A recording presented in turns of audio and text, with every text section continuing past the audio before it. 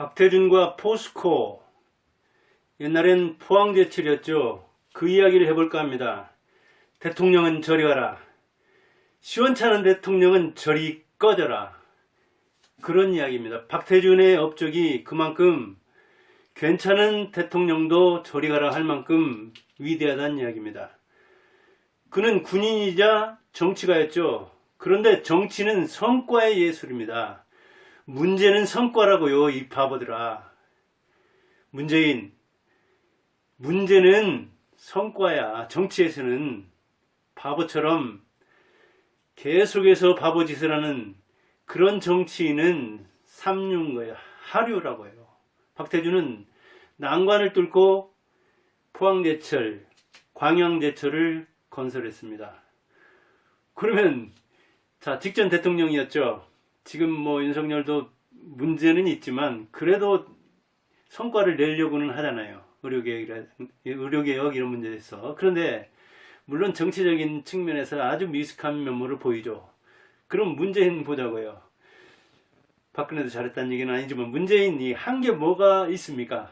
성과 낸 게 뭐가 있냐고요. 비전을 제시하고 미래를 위해서 준비한 게 뭐가 있습니까? 생각이 안 나요. 저는 의료개혁 하려다가 금방 주저앉았죠. 연금개혁 할 생각도 안 했죠. 교육개혁 마찬가지. 정치개혁 안 했죠. 할 생각 안 했죠. 공무원은 급증시켰죠. 몇만 명을 늘렸죠. 이거는 아주 계약이죠. 계약. 인구가 줄어드는 판국에 행정 전산 시스템이 늘어나는 측면, 조선시대 같은 이 행정구역을 유지할 필요도 없는 이 시대에 공무원은 늘렸어요. 이건 계약이죠. 잘못한 거라고요.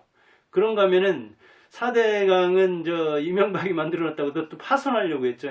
할 줄을 모르면서 무너뜨리려고는 했죠. 국가의 신뢰를 또 한바탕 깨뜨렸죠. 외교에서도 문제가 많았죠. 잘한다고 대북 지원은 했죠. 그러나 결과 돌아온 게 뭡니까?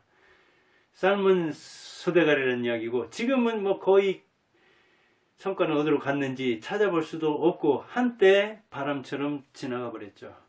그리고 그가 개인적 보신을 위해서 만들었다고 생각되는 그 많은 국회의원들을 데리고 한 게 공수처라고 하는데, 지금 윤석열 정권에서 2년이나 지났지만 한 게 뭡니까? 전 생각이 안 나요. 저 같은 보통 사람이 뭘 했는지 기억은 안 나는데 그걸 만드느라고 얼마나 요란 떨었는가는 기억이 나요.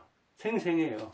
그렇다면 미래를 위해서 이걸 만들려고 할 때 뭔가 일을 하기를 바랐다면 그걸 했어야 되는데, 특히 정권이 바뀌었을 때 해서 전 정권의 성과를 보여줘야 되는데 뭐가 드러나냐고요.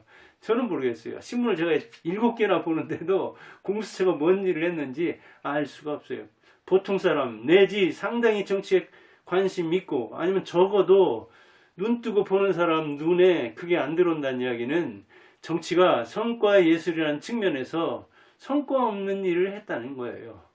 그런데 박태준은 포스코, 포항제철, 광양제철 지금 있잖아요. 이거를 그는 국무총리까지 물론 김대중 정권에서는 했지만 대개는 게 국회의원 사선 그리고 군인, 즉 경영인으로서 정치가로서 대통령은커녕 국무총리도 한 4개월 안팎하다 그만뒀지만 시원찮은 대통령이 아니라 괜찮은 대통령도 저리 가라 할 만큼 업적을 냈잖아요. 그런데 김영삼은 그와 대선에서 대결했다고 해서 그런지 아니면 군인 출신이라고 해서 그런지 그와 갈등을 겪었죠. 오죽 갈등이 심하면 피했죠. 일본이나 미국 같은 데서 4년 안팎을 피난을 하고 있었잖아요. 그런가 하면 김종필과는 5.16 때는 같이 참여는 안 했지만 상당히 연대의식이 있었죠. 김종필도 군인이기도 하면서 제대한 다음에 정치를 했잖아요. 영원한 2인자여가지고 대통령 빼놓고는 다 했다는 차원에서 박태준과 닮아있죠.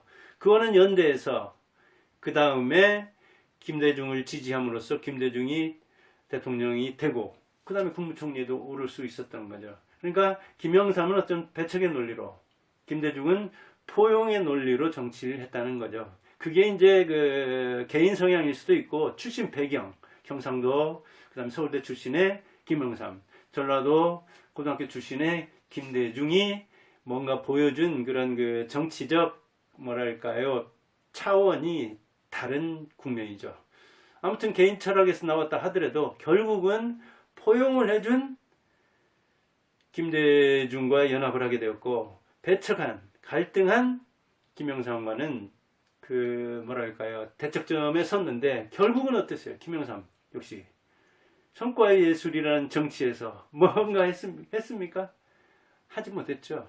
오히려 그 외환위기의 그 뭐랄까요 책임을 거의 둘러쓰게 되어서 그의 그 야당 생활 3, 40년 최연소 뭐 국회의원이 돼가지고 대통령까지 됐다고는 하지만 대통령 되는 거는 실천했지만 문재인처럼 뭐 남긴 건 기억이 별로 안 나죠. 그래서 그 아들 뭐 김현철은 굉장히 서운하다고 하고, 그 손자가 요새 뭐 국회의원 나오려다가 총선에서 못 나온 모양이던데, 아무튼 지금 정치적 그런 그 뭐랄까요 흔적은 별로 남지 않았죠. 뭐 죽은 지 얼마 안 되는데도 금방 그러잖아요. 이게 그런 차원에서 정치가 성과의 예술이라는 거예요. 그러니까 정치인으로 뛰어들었으면 박태준처럼 뭔가 성과를 낸 사람이 있는 거지. 5년을 통치했고 그보다 정치를 3, 40년 했는데도 뭔가 남기지 않았다면, 흠보다 공이 많아야 되는데 공보다 흠이 많았다면 문제 있는 정치인이죠. 그런 차원에서 문재인은 문제가 있다, 그런 이야기입니다.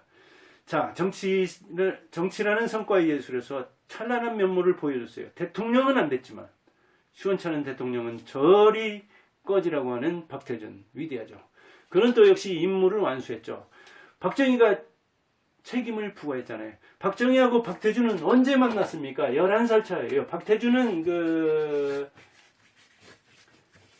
27년생입니다. 1927년에 태어나서 2011년, 그러니까 84세를 살다 갔어요.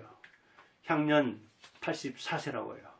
그런데 정치 여정과 군인 여정으로 따지자면, 군인 여정과 그 뭐랄까요 경영인으로서의 여정, 그 다음에 정치인으로 여정이 골고루 잘 섞여 있어요.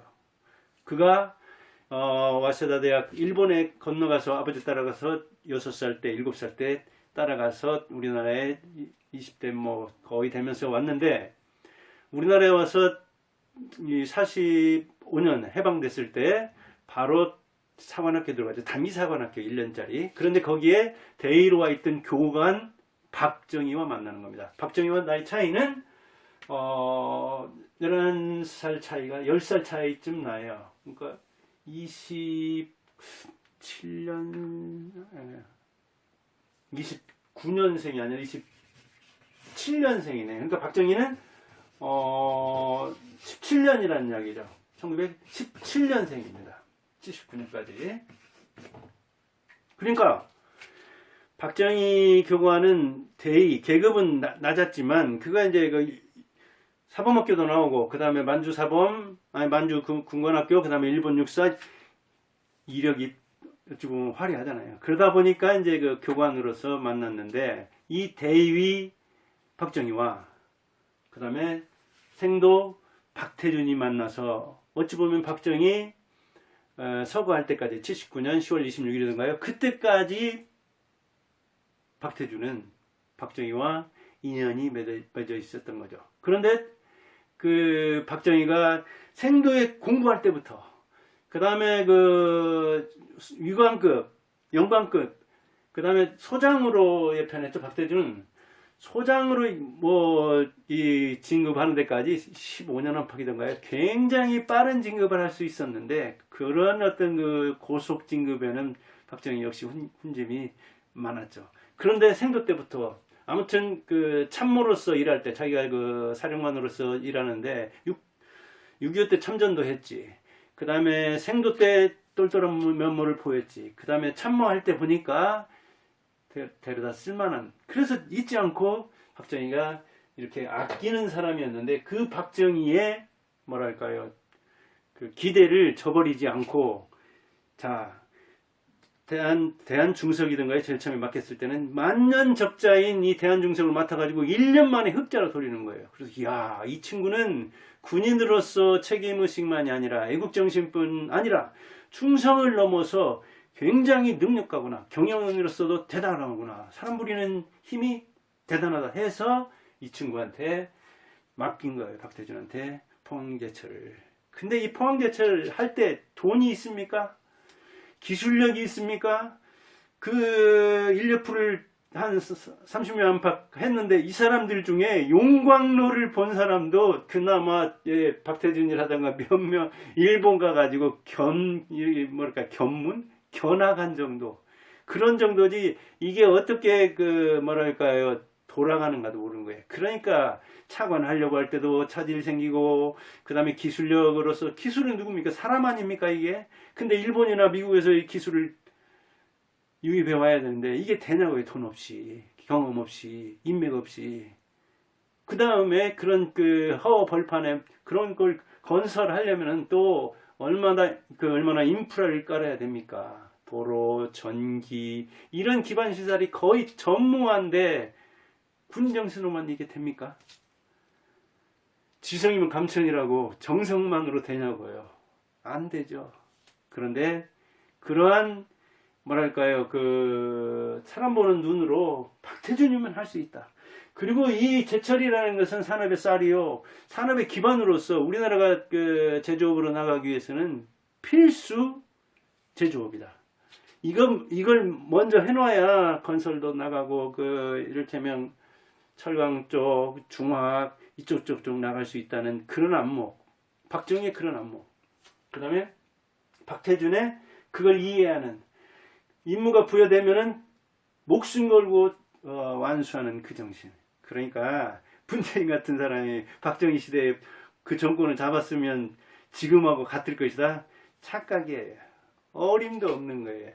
그냥 뭐 하려고 하다가 안 되면 그냥 작심삼일 하면서 몇 번 실패하고, 아마 정치인으로서 생명도 극히 짧았을 거예요. 지금처럼 밥상 차려놓은 그 시대에 그냥 펑펑 먹을 줄은 알지, 팡팡 탕진할 줄은 알지, 뭘 할 줄 알겠어요.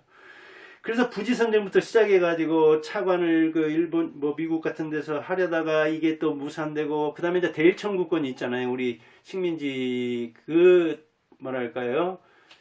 보상을 일본한테 받았는데, 이거를 농업이나 수산업 쪽으로 일본에서 용도를 제한한 거예요. 그런데 이 친구는 박태준은 일본에서 와세다 대학 이렇게 입학까지 했다가 온 사람이기 때문에 일본 실력이라든가 그런 인맥이 대단하죠. 그리고 공업을 또 전공하려고 했으니까. 그런데다가 이렇게 군인 정신까지 있으니까. 그렇게 해서 이 제철을 할 수 있는, 제철소를 건립할 수 있는 자금으로 전환해야 돼요. 이게 이제 무산이 돼서 그런 거예요, 차관이. 그래서 어찌 보면 자본과 기술과 경영을 합산해서 초인적 힘을 발휘하는 거예요. 그때 오죽하면 전쟁 때 목숨 걸고 했지만, 우리가 조상의 피값을, 조상의 피땀을 우리가 써서 조국 근대화를 만들려고 하는 거다. 국가 발전을 시키려고 하는 그 기초를 다진다. 그러니 여기에서 실패하면 우리는 우영가요? 자영차인가요? 가서 영일만에 가서 빠져 죽어야 된다. 그렇게 이야기할 정도가 됐던 겁니다. 그런 차원에서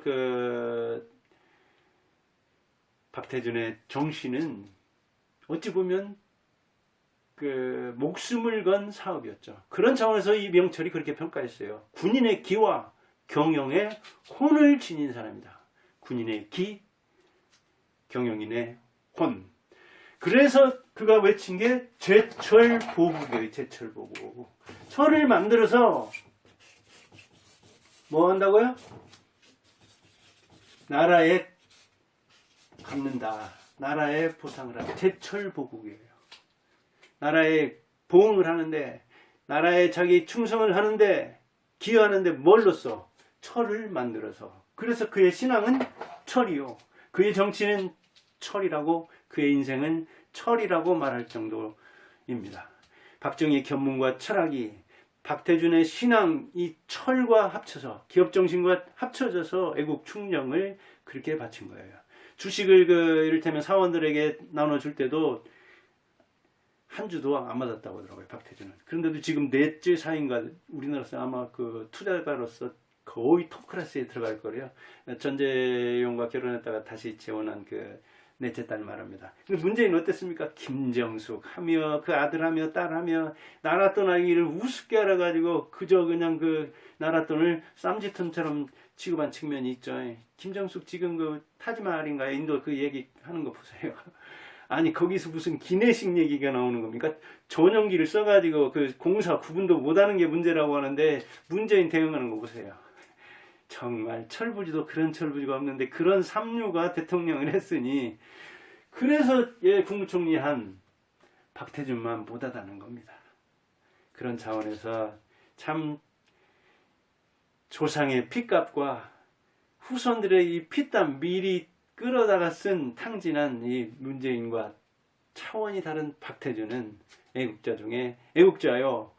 시원찮은 대통령을 훨씬 능가하는 사람이죠. 아마 지금 제 방송을 40대 이상들이 들으니까 대개는 박태준을 모르는 사람을 드물 겁니다. 그런 차원에서 한번 견줘본 겁니다.